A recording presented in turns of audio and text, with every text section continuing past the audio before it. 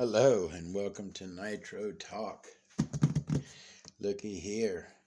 Today we are going to take a look at this XTM X-Terminator Pro 1/8 scale racing buggy off-road. This is not your regular X-Terminator or X-Terminator 2. This is the Pro. This is the one with all the goodies. All right, let's take a look at some of these goodies. Threaded aluminum shocks, cup-shaped differentials. That's pretty standard. I like has universals with silicone dust boots on them. Very nice. Let's look over here. Pre-drilled bi-level wing, 2 rear sway bars for tuning. Racing dish wheels. I don't have the original XTM wheels. I wish I did. 3mm thick, 775 milled aluminum chassis. Chassis. I said chassis, but of course that is chassis. I don't know why I said that. Wait till I get in this box and show you this chassis. It is gorgeous. Header and 2-chamber racing pipe. That is your classic XTM tuned pipe. My opinion, a copy of the 053 pipe. Very good pipe. Large volume, fully threaded aluminum shocks, adjustable camber, 5mm, 775 aluminum shock towers. 5mm. These shock towers are monsters and they are gorgeous. Full ball bearing steering. Ball bearings in the steering cranks, right? Very nice. Front bracing, heavy duty dust guards, graphite radio tray and brake plate, referred to, do you call it the brake plate? That's the top plate. Center plate, diff plate, I don't recall it called the brake plate. Anyways. Thick 70-75 aluminum rear brace. Very nice rear brace on this thing. We're going to look at it. Dust-proof battery and receiver boxes. Let's keep going. Before we get in here, let's take a look. Now, there's a better look before we get into the box of that chassis. It is really nice. And last side, we'll get a look, a preview of those gorgeous shock towers. See those?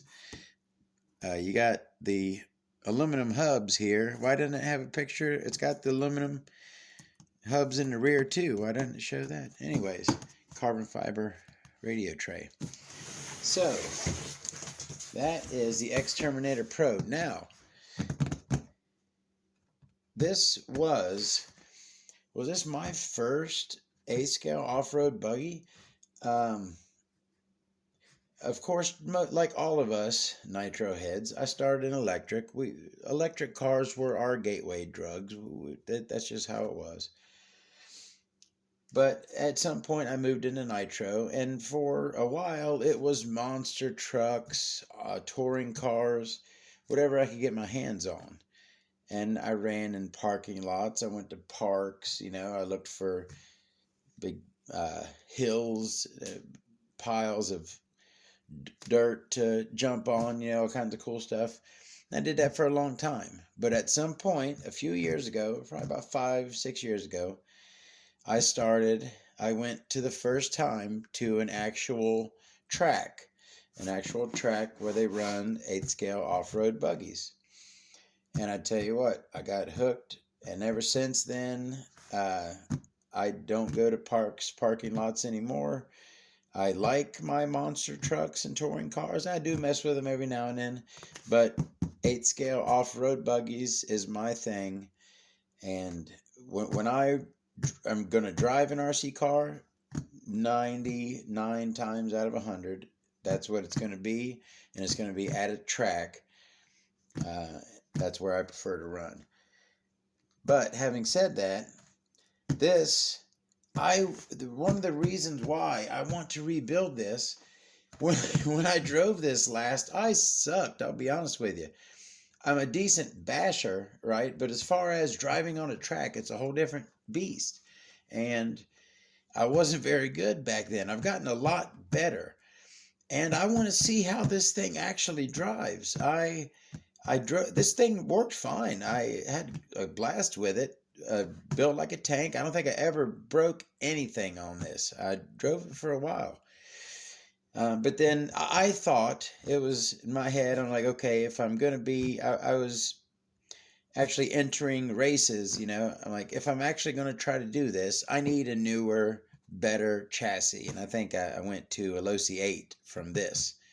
But anyways, get that out of the way. Sorry, we're going to get in here real soon.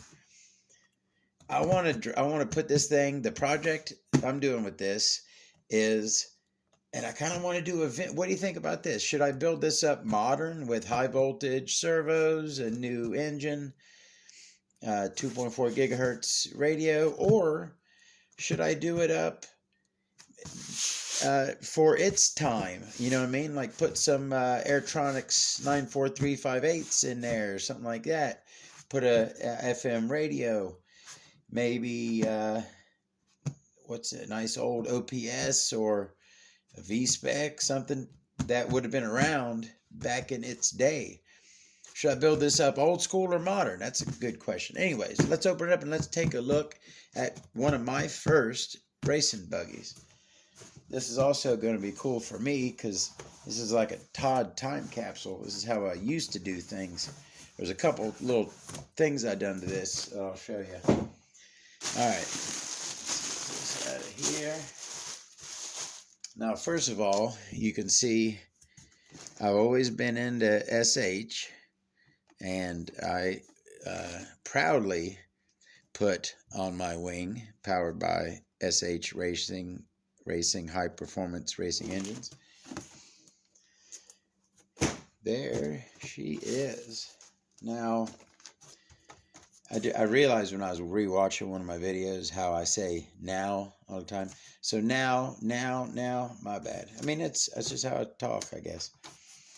I do not make these this long anymore. I used to make these this long, but now I make them a little shorter. That's important. And I don't know why I made green ones for this. I always make color match them to the car. I probably should have made blue ones to match. Maybe this is kind of a chameleon paint job on here, and it is, one of the colors is green. So this will be purple and kind of gray and green. So maybe I did that, but that's not the right green. Anyways, here's a good little thing about using your shoe goo to repair your bodies. This had broken. I don't know. Had I cut that thin? Someone, either me, I don't remember, or someone else cut that a little thin. But anyways, it broke, and I repaired it with some shoe goo. You can see there. Now, this was before,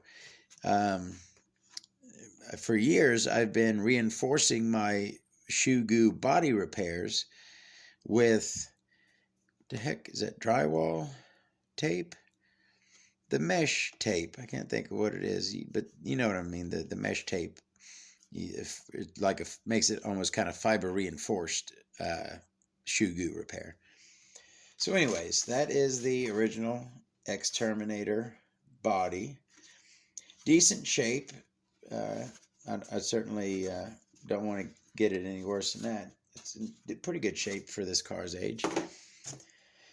All right. I got a lot of spare parts for this thing. It's a receiver box there. I got an extra set of guards for it. Let's go through these bags first. So as you can see, the car doesn't have a radio tray or fuel tank or anything. All that's in here. You can see I had made a pull for the tank. That's another little thing you do with your fuel line. And I don't like, man, am I that weird? Why did I put this piece of fuel tube on here? I put this piece of fuel tube on here so no foreign objects would get into the tank. A little piece of dust would fall through that tiny hole somehow and get into the tank. Yeah, that's what I'm worried about. So I put that piece on there to seal it up. Yeah, that's me, I guess. That's that graphite radio tray we heard so much about. Now, I will admit I did not do this, but this is not a bad trick. Glue your servo screw catchers, servo mounts, to your radio tray. That way you're not trying to hold them with a pair of needle nose and get them in place. That's not a bad trick, whoever did that, the previous owner. But anyways, that's the carbon radio tray. Very nice. And that's actually, what is that, people? Some people are going to know. See? Now, come on. I got to pause for a second. No one's playing my frickin' identify game. Not one person has identified one thing. No one has said, those are the pipes from the blah blah. That's the cooling head from the X. Do y'all not know this stuff? I know some of y'all know this stuff. What is that? That is a transponder mount. That is actually a way that they used to mount transponders back in the day. You know how your transponder has the little button that you have put a body clip through. You put that button through that hole there and put the body clip through that, and that's a transponder mount right there. Vintage, old school transponder mount. That's our boxes, receiver box and battery box. And looks like those are the motor mounts. Of course, they are blue aluminum to match everything else. And looks like this is the switch and some linkage that I put in there. I'm pretty good with organizing this stuff. Some things, like my car, I don't keep my car as clean as I should. My car gets messy, but I mean, like me and my car drive. But I keep all my RCs spick and span. All right, that's one box or bag. This other bag has some really cool stuff in it. This has, the first thing, let's go ahead and get this out of the way. A 2-speed, baby. Yeah. The X-Terminator had an optional 2-speed. And there she is. Goes right in your center diff mount. Right where your center differential goes. Looks like I got a spare arm. Are you seeing? Did you see that spare? You need to see what a spare arm looks like. 2-speed gear. That's the package. Got that's what the heck are those called? Hinge pin mount, but A block, B block, C block. It's one of those blocks. It's a block. Now this thing, these XTMs, pretty much all of these, a lot of these XTMs, the Mammoth, the XLB, they had gears that protruded out the bottom of the chassis. And to protect those gears, they had these little plates. All right. But when running this buggy with a standard center, fluid-filled differential, it does not sit below the chassis. So, and you can't leave it open like this. Rocks will kick up in there here and on the track. So I had fashioned a plate, just like a thin plastic plate, and shoe glued it into place down there. And that's what I ran with it, and I didn't have any issues. I took it off when I put it up because it wasn't original. But when I go to run it again, I will make another one, because you don't really want this, because it sticks down. On the dirt track, it's just going to keep bumping and rub, and eventually it'll rub away. All right, now the last thing in this bag is a brand new pair of diffs for front and rear. I don't remember exactly. Did I buy these? Did they come with it? I don't really remember, but got a brand new set of diffs, and the diffs in it are perfectly fine. Never had any problems with diffs or anything on this. All right, now let's go ahead and get into the buggy, and let's first look at it. Ain't she gorgeous? Now, yeah, it needs a little polishing up. The front shocks. Now, let's go ahead. I can sit this right there. Let's go ahead and be honest. As much as we love XTM, their shocks were never that good on all the vehicles. They weren't the best shock builders. But moving on, the rear shocks are still good, but the fronts had cashed out at some point. So if you recognize those, I believe those are Offna Ultra shocks, and a little bit of rust on those. So it's going to need, what I do, just, chuck this in the drill, and we'll spin it on a this thing, sandpaper block, right? And I'll spin it with my drill, and then it'll all look like that, even shinier. That was just a real quick dip.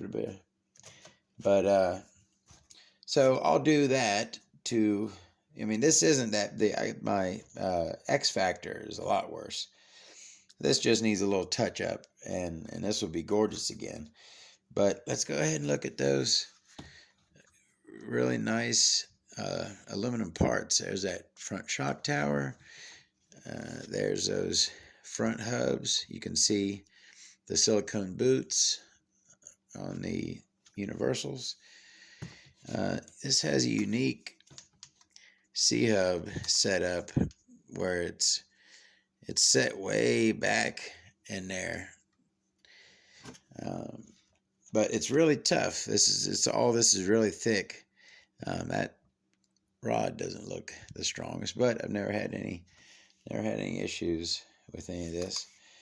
We'll take a look at that rear shock tower, looking good as well. Boots on the original shocks. Oh, that's something cool to take a look at. I remember, now this wing is on here rock solid, right? But I remember, I don't like, now they've been mounting wings with bolts for years, but back in these days, they sometimes just body clipped them on, right? So this wing, I don't like a loose wing at all. I like my wing mounted very secure, and it was floppy on here. So I remember I shimmed it under. I put some foam pads on here. I did something to shim this up and lock it in place. I don't see exactly what it was that I did. It's been a few years ago. It's really tight in there. That's one body clip and two body clips. Oh yeah. Look like I got a foam disc and then an O-ring on there. And then I've got some pieces of fuel tube and zip ties, I guess, to adjust it into, it kind of was sitting level. I guess I wanted to tilt it forward a bit. So I did that. But yeah, that was, it locked in place well. That worked fine. Let's look at that chassis. See, it's milled out there. It's got the print on it, XTM Racing. It's got some wear, but you can tell it's just so smooth. You can tell it's real high quality, nice aluminum. Yeah. So I want to, like I said, I want to do a project, put her back together, and actually take her out on a track and see. You know, I have a Kyosho MP9, which, no, it's not the modern, newest Kyosho, but if you are familiar with an MP9, it can keep up with pretty much anything. They're up there. It's a very competent chassis. So I'd like to see how this could compare to something like that. I think it could hang with it. Oh, let's look at the really unique lay down brakes on this thing. So you got twin brake arms here, right? You got front and rear brakes, which you always do, but instead of them being on top and kind of into the center where you grab them from the centers, they're laying on the side here, and your servo rod lays in them and pulls them both like that. They got return springs on them so your brakes don't drag. It's a very unique setup. I believe, did the JQ, the car, have this setup? There was another car, there was another buggy that had lay down brakes like this. I believe it might have been the car, but I'm not positive. There's that gorgeous rear chassis brace. I mean, just a lot of good looking stuff on this buggy. So that is that. I hope you enjoyed it. I hope you are interested in seeing it set up with some vintage goodies and ready to hit the track. I think it would be awesome to see. Hope you like it. See you next time. Please like and subscribe. Yada, yada.